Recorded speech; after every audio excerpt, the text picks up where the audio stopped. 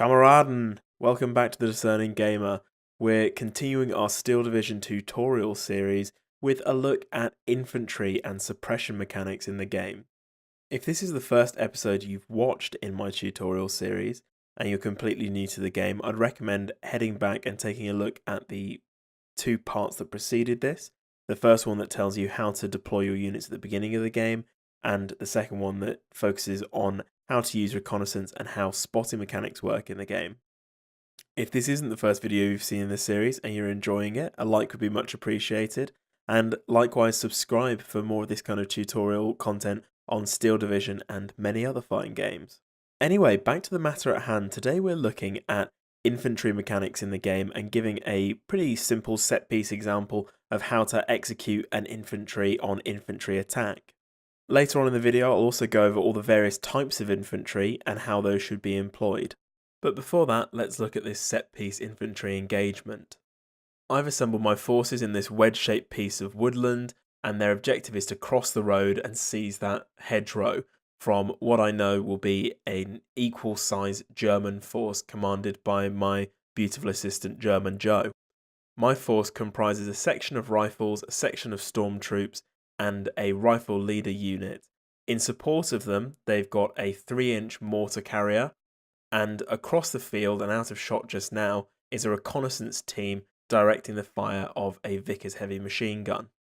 The idea is that my mortar carrier will be able to lay a smoke barrage in front of my troops as they cross the open ground, stopping them from taking casualties and being suppressed whilst out of cover.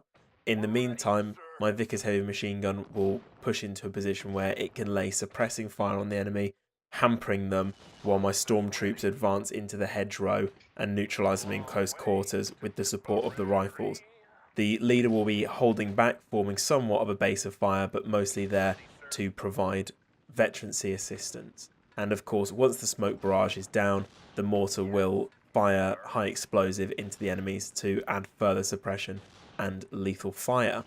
Little note here is when you select smoke barrage, which I believe by default is B, the hotkey, you can hold down shift and click multiple times to designate a wide area that you want to cover with smoke, and that's a really quick and easy way of laying smoke in a either large clump or perhaps a long line to cover an advance. So you can see here Joe, anticipating the attack, has laid a smoke wall to cut off my base of fire, which is the Vickers HMG, and stop that from participating. My stormtroops have achieved the hedgerow and they've run into some grenadiera. At close range there, they've traded very effectively, taking on an 8-man squad and only taking 2 losses themselves. Unfortunately, when they threw their high explosive grenade, which is a special piece of equipment for close quarters assault troops, they did also blow up 3 of their own men, leaving me with only 1 man in the squad. So that's something to bear in mind with your own engagements, but it does demonstrate the efficacy of stormtroops in close quarters. They did take heavy casualties, but you'll notice how quickly that grenadier unit was dispatched. I'm moving my HMG unit now in an attempt to give it a line of fire through this smoke, and advancing my scouts up as well so I can deploy fire on both sides of the German position. And you can see we've now uncovered the bulk of their forces, which comprises a HMG 42, a Führer unit, and 2 other squads of Grenadier. Now, because we have roughly equal size of force and I've had to attack, you can expect that I will take heavy losses in this. But we can see that the battle begins to turn in my favour, with the fire support from my mortar pinning down the majority of his forces, and then my scout team manoeuvring in to add additional fire. So what I've done here is, though I haven't beaten him straight up with my rifles or my stormtroopers, I have won the battle for superiority of fire. I was able to eliminate his HMG quickly, so mine is now able to rain fire on them from outside of their range of their light machine guns, and the mortar is continuing to pelt them with fire, and so all of his units are now pinned down, where I still have 2 that are free to fire and manoeuvre. And eventually, if I can keep up the rate of fire, my rifles will become unsuppressed, and then upon moving into close quarters with the enemy, we'll be able to force them to surrender.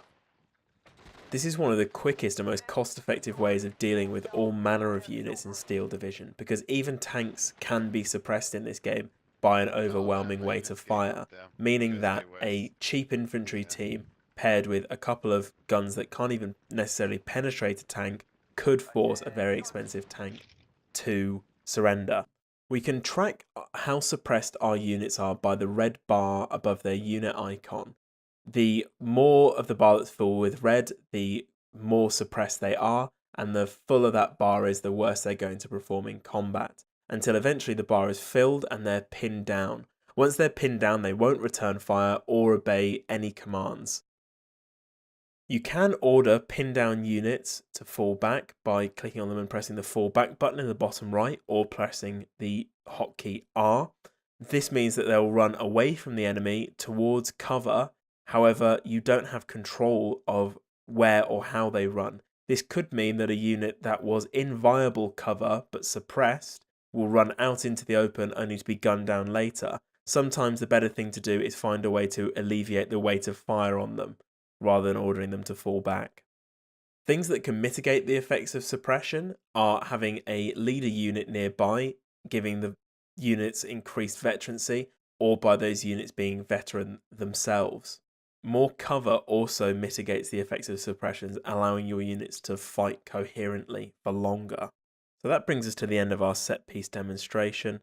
In summary, I was able to cross the open ground with the help of a smoke barrage. I was able to shore up my men's will with the presence of a leadership unit, and I was able to use a superiority of fire to pin down Joe's units and force them to surrender. So let's move on and look at the types of infantry that are available to us in the game. I'll be demonstrating using the 3rd Canadian Infantry, which works because most infantry in the game falls into certain archetypes, but obviously they will all have different equipment and perform differently, while still fulfilling the same role of their archetype. So let's look at the first archetype, which is the sort of standard line infantry. So in this case, it's rifles. They are armed with a Sten gun, a Bren gun, and 8 sets of rifles. And we'll see here some important information on the unit card about how these weapons behave. First of all, the most important thing to note really is range. So for example, the Sten gun is only good up to 100 meters. It won't be able to contribute to the fight outside of 100 meters. The Bren gun is the most long range weapon they have available to them, with a range of 400. However, there is a mechanic within the game that means light machine guns aren't used within 100 meters of the enemy. This is important when you consider units like the Grenadier for the Axis side, where they have 2 LMG 42s, which are devastating at medium range. However, if you can close in and engage with them in close quarters, you have them at a serious advantage. Rifles are the backbone of any infantry unit. They work out to the maximum stated range and at all ranges in between. You'll also notice a HE value attached to all of these weapons. HE stands for high explosives, but within the game system we can liberally translate it as efficacy against soft-skinned units, aka infantry and unarmoured vehicles. The higher the value, the better, and of course the higher the rate of fire associated with that value, the better. Don't forget that they also will impart not only a greater damage with that, but also a greater suppression. All non-recon infantry units have good stealth, but only normal optics. So it's really worthwhile bringing along a recon unit to support your regular infantry, because normal optics really isn't up to much in terms of spotting distance. Now we can have a look at the heavy machine gun team, which does count as infantry rather than a weapon crew. They only have the 1 weapon, but you can see that the machine gun they have has range out to 600 meters, making it far superior to the light machine guns carried in other infantry sections. You'll also notice they have a strength of 4, which is basically how resilient they are or how many men are in the squad. Moving on to stormtroops, these are close quarters troops, and you can see that because all 6 of the men are carrying close quarters weapons that are only good within 100 meters, but you can see they've got really high rate of fire and really high HE values. You'll also see that they got some special equipment in the form of a very high explosive bundle grenade and 2 smoke grenades. The 20 HE bundle grenade, although it only works within 100 meters, is absolutely lethal against other infantry teams. You can pretty much expect it to wipe out or completely disable another infantry team in the first blow. And of course, the smoke grenades can then be employed to help them cross dangerous or observed territory. These guys are a must-have for town and forest fighting and will absolutely dominate any other infantry that doesn't have a similar loadout. It's worth noting that the HE value is calculated as a total for all the weapons present in each column of the unit card. As the squad's strength in men goes down, the corresponding weight of their fire will also decrease. Now let's have a look at a leader unit, and we can tell it's a leader by the silver star in the top right of the unit info card. And that basically means that they will, within a certain radius, impart an extra star of veterancy onto any unit. Leader units are usually quite low in strength, but they do often have access to special weapons.